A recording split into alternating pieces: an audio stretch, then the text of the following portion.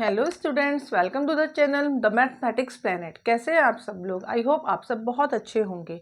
Students, मैंने आपको बताया कि मैंने सीटेट मैथ पेपर 1 के लिए एक सीरीज़ स्टार्ट कर रखी है जिसमें मैं मैथ्स को बिल्कुल बेसिक से लेकर चल रही हूँ। ये सीरीज़ मैंने इसलिए स्टार्ट करी थी क्योंकि कुछ स्टूडेंट्स ऐसे हैं जिनका मैथ बैकग्राउंड बिल्कुल भी नहीं है, तो उनके लिए, जिससे उन्हें मैथ्स के क्वेश्चन करने में कोई भी प्रॉब्लम ना आए, तो मैंने ये सीरीज स्टार्ट करी थी और अब तक मैं इसके 7 टॉपिक्स करा चुकी हूँ। आज हम लास्ट टॉपिक स्टार्ट करेंगे, ज्योमेट्री, जिसको हम इंग्लिश में, हिंदी में ज्यामिति भी बोलते हैं। तो हम आज इसको स्टार्ट कर देंगे और उसके कुछ क्वेश्चंस करेंगे। उसके बाद हमने क्या करना है, आप लोगों को जिनको भी कुछ भी प्रॉब्लम आई है या आएगी प्रीवियस ईयर के क्वेश्चन सॉल्व करने के लिए, आप मुझे कमेंट सेक्शन में कमेंट कर दीजिएगा, मैं आपके डाउट क्लियर कर दूंगी। तो चलिए स्टार्ट करते हैं आज का new topic which is geometry ज्यामिति। इसमें हमें आपको क्या करना है, केवल जो एक क्वेश्चन इसका फिक्स है कि आपका पेपर में आना ही आना है, उससे हमें क्या करना है, हमें जो 2 टॉपिक है, इसमें भी सब टॉपिक 2 हैं, वर्ग जिसको हम इंग्लिश में स्क्वायर बोलते हैं और सेकंड है आपका आयत जिसको हम इंग्लिश में रेक्टेंगल बोलते हैं। सबसे पहले हम जानेंगे कि स्क्वायर और रेक्टेंगल होता क्या है, फिर इससे रिलेटेड कौन कौन से फॉर्मूले हैं, वो फॉर्मूले आपको याद रखने होंगे और उससे रिलेटेड, उन फॉर्मूलों से रिलेटेड ही आपका क्वेश्चन एग्जाम में आएगा। एक क्वेश्चन आपका फिक्स है कि ज्यामिति या ज्योमेट्री से एक क्वेश्चन आएगा ही आएगा। तो चलिए स्टार्ट करते हैं। फर्स्ट हमारा है वर्ग। वर्ग मतलब स्क्वायर। स्क्वायर होता क्या है? देखिए, आपको कोई फिगर दे रखी है इस टाइप की,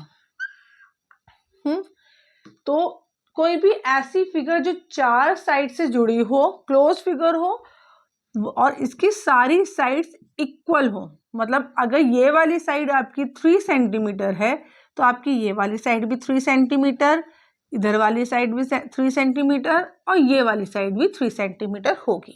तो स्क्वायर क्या हो गया? ऐसी फिगर जिसकी सारी साइड्स बराबर होती हैं, वो आपका स्क्वायर कहलाता है। तो मतलब all sides are equal, all sides are equal मतलब बराबर। ठीक है। नेक्स्ट आपका आता है आयत। आयत जो है आपका कुछ इस शेप का होता है। इसमें क्या होता है, जो अपोजिट साइड्स होते हैं, अपोजिट साइड मतलब आमने सामने की जो साइड्स, जो भुजाएं होंगी वो आपस में बराबर होंगे। अगर ये 3 सेंटीमीटर है तो ये भी आपकी 3 सेंटीमीटर ही होगी और नीचे वाली अगर आपकी 5 सेंटीमीटर है तो ऊपर वाली, उसके सामने की जो साइड होगी ऊपर वाली, वो भी आपकी 5 सेंटीमीटर ही होगी। तो आयत में क्या हो गया, opposite sides are equal, opposite sides are equal. ठीक है। तो ये तो बेसिक था कि हमारा स्क्वायर क्या होता है और रेक्टेंगल क्या होता है। अब हम करते हैं इससे कुछ रिलेटेड फॉर्मूलेस, बताते हैं कि वो क्या होता है। फर्स्ट इसमें हमें आता है कि एरिया फाइंड आउट करने का, एरिया ऑफ अ स्क्वायर और पेरीमीटर, पेरीमीटर ऑफ स्क्वायर। देखिए, एरिया क्या होता है, एरिया क्या होता है, किसी भी चीज के अंदर का पोर्शन। जैसे हम अगर इसको ही लें तो ये वाला पोर्शन आपका जो होता है वो एरिया कहलाता है।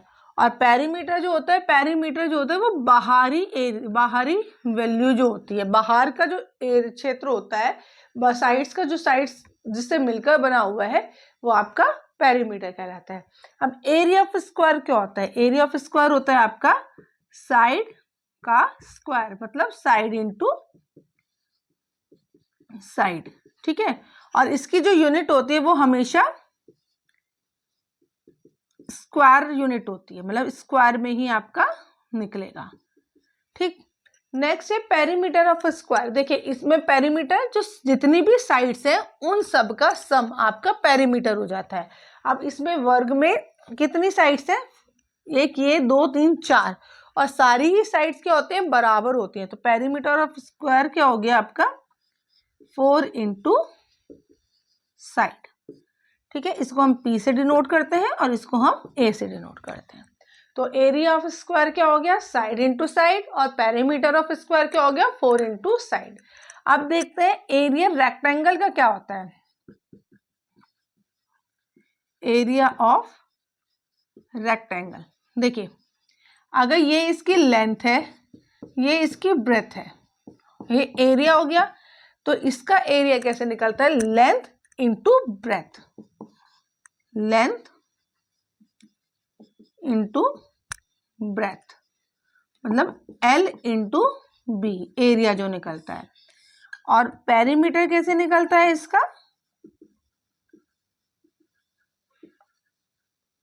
पेरीमीटर ऑफ रेक्टेंगल, अभी आपको बताया कि अपोजिट साइड्स इक्वल है, अगर ये B है तो ये भी B होगा, ये L है तो ये भी L होगा, और पेरीमीटर सारी साइड्स का सम, तो 2 बार आपका B ऐड हो रहा है, ब्रेथ 2 बार आपकी लेंथ ऐड हो रही है, तो हम इसको ऐसे लिखते हैं 2 इंटू L प्लस B, तो पेरीमीटर क्या हो जाएगा? 2 इंटू L प्लस B। तो ये थे कुछ बेसिक फॉर्मूले स्क्वायर और रेक्टेंगल के, जिन पे बेस्ड आपके क्वेश्चंस आएंगे। इससे रिलेटेड क्वेश्चंस हम करते हैं। चलिए आगे बढ़ते हैं। तो स्टूडेंट्स हम शुरू करते हैं स्क्वायर और रेक्टेंगल से रिलेटेड क्वेश्चंस। तो हमारा फर्स्ट क्वेश्चन है perimeter of a rectangle and a square are equal. जो स्क्वायर और रेक्टेंगल का पेरीमीटर दे रखा है वो इक्वल है। Perimeter of square is 48 centimetre, square का पेरीमीटर दे रखा है 48, तो वो रेक्टेंगल का भी पेरीमीटर होगा क्योंकि दोनों इक्वल दे रखे हैं। And breadth of the rectangle is 4 centimetre less than the side of a square, मतलब जो रेक्टेंगल की ब्रेथ है वो स्क्वायर की साइड से 4 सेंटीमीटर कम है। तो हमें फाइंड आउट करना है एरिया ऑफ रेक्टेंगल। अब इसमें हमें 2 चीजें निकालनी है। फर्स्ट इन्होंने बोला ब्रेथ जो है वो स्क्वायर की साइड से 4 सेंटीमीटर लेस है, तो सबसे पहले हमें स्क्वायर की साइड निकालनी पड़ेगी और उसके बाद ब्रेथ हमें पता लग जाएगी, फिर आपको लेंथ निकालनी पड़ेगी। तो सबसे पहले हम क्या करेंगे, हमें दे रखा है perimeter of square is 48 centimetre, तो पेरीमीटर ऑफ स्क्वायर आपको 48 दे रखा है। क्या होता है ये आपका 4 into side is equal to 48, तो यहाँ से साइड कितनी निकली 48 डिवाइडेड बाय 4, तो कितना आ गया ये आपका 12, तो साइड कितनी आ गई स्क्वायर की 12 सेंटीमीटर। अब इन्होंने नेक्स्ट लाइन में बोला breadth of a rectangle is 4 centimetre less than the side of a square, की ब्रेथ जो है रेक्टेंगल की, breadth of rectangle is equal to square की जो साइड है उससे 4 सेंटीमीटर कम है, तो कितनी आई 8 सेंटीमीटर। ठीक है, अब हमें बी भी पता लग गया, लेकिन अभी भी पहले हमें लेंथ निकालनी पड़ेगी एरिया के लिए। अब इन्होंने देखो रेक्टेंगल का पेरीमीटर और स्क्वायर का पेरीमीटर इक्वल दे रखा है, तो पेरीमीटर ऑफ रेक्टेंगल भी कितना हो जाएगा आपका 48 सेंटीमीटर। तो वो क्या होता है 2 into L plus B is equal to 48, 2 into L हमको फाइंड आउट करनी है, बी हमारी 8 है is equal to 48, L plus 8 is equal to 48 upon 2 is equal to 24, तो L is equal to 24 minus 8 is equal to 16 centimetre. ठीक है, L हमको 16 मिल गई, बी हमको 8 मिल गया, तो एरिया ऑफ रेक्टेंगल कितना निकल गया हमारा, एल इंटू बी होता है फॉर्मूला हमारा, एल इंटू बी, तो 16 इंटू 8 कितना हो गया 8 6 48, 8 1 8 और 4 128 सेंटीमीटर स्क्वायर। तो एरिया ऑफ रेक्टेंगल हमारा कितना आ गया 128 सेंटीमीटर स्क्वायर। ये था हमारा क्वेश्चन नंबर 1। आई होप आपको क्लियर हुआ होगा। अब हम करते हैं नेक्स्ट क्वेश्चन। तो स्टूडेंट्स हमारा नेक्स्ट क्वेश्चन है the number of square tiles each of side 45 centimetre, मतलब टाइल्स दे रखे स्क्वायर शेप में, उसकी साइड 45 सेंटीमीटर है। Required to tile a floor, मतलब एक फ्लोर है आपका, इसमें आपको स्क्वायर टाइल्स बिछानी है। ठीक है सारी, तो इसके लिए उसकी लेंथ दे रखी है 6.75 मीटर लॉन्ग एंड चौड़ाई दे रखी है 4.5 मीटर वाइड। तो हमको क्या करना है, हमको निकालना है कि हमें वो कितनी स्क्वायर टाइल्स चाहिए। तो इसके लिए सबसे पहले हम क्या करेंगे, यूनिट सेम करेंगे। देखिए ये 6.75 मीटर लॉन्ग है, तो हम इसको सेंटीमीटर में कन्वर्ट करें तो हमारा आ जाएगा 675 सेंटीमीटर। इसी तरीके से जो ब्रेथ दे रखी है वो 4.5 मीटर लॉन्ग है, तो ये आ जाएगा 450 सेंटीमीटर। ठीक है, हमको इसके अंदर मतलब जो रेक्टेंगुलर है फ्लोर उसके अंदर टाइल्स बिछानी है, तो सबसे पहले हम एरिया निकालेंगे किसका, रेक्टेंगुलर फ्लोर का। तो एरिया ऑफ फ्लोर कितना हो जाएगा हमारा, L इंटू बी, वो आ गया आपका 675 इंटू 450 सेंटीमीटर स्क्वायर। अब देखिए नंबर ऑफ टाइल्स, किसी भी चीज का नंबर कैसे निकलेगा, नंबर ऑफ टाइल्स आपकी निकल कर आएंगी एरिया ऑफ फ्लोर, जिस एरिया में आपको वो टाइल्स बिछानी है, floor divided by area of one tile. तो ये आपका कितना आ गया, एरिया फ्लोर है 675 इंटू 450 और फ्लोर इसकी टाइल्स की साइड कितनी है और एरिया ऑफ स्क्वायर है तो 45 इंटू 45, 45 बन जा 45, 1010, 5 45 बन जा 45, 45 बन जा 45, 45 5 जा जो भी आएगा। तो आपकी नंबर ऑफ टाइल्स कितनी आ गई, 150। ठीक है, आई होप ये आपको ये वाला क्वेश्चन भी, इस टाइप के क्वेश्चन भी आपको समझ में आया होगा। अब चलते हैं नेक्स्ट क्वेश्चन की तरफ। तो स्टूडेंट्स हमारा इस टॉपिक का लास्ट क्वेश्चन है, length of a rectangle field is 6 times it's breath. जो किसी फील्ड की लेंथ दे रखी है, जो लेंथ दे रखी है किसी फील्ड की लेंथ, वो उसकी ब्रेथ की 6 टाइम्स है। If length of the field is 120 metre, अगर लेंथ आपकी 120 मीटर है, then what is the perimeter of the field is, हमें पेरीमीटर निकालना है रेक्टेंगल का।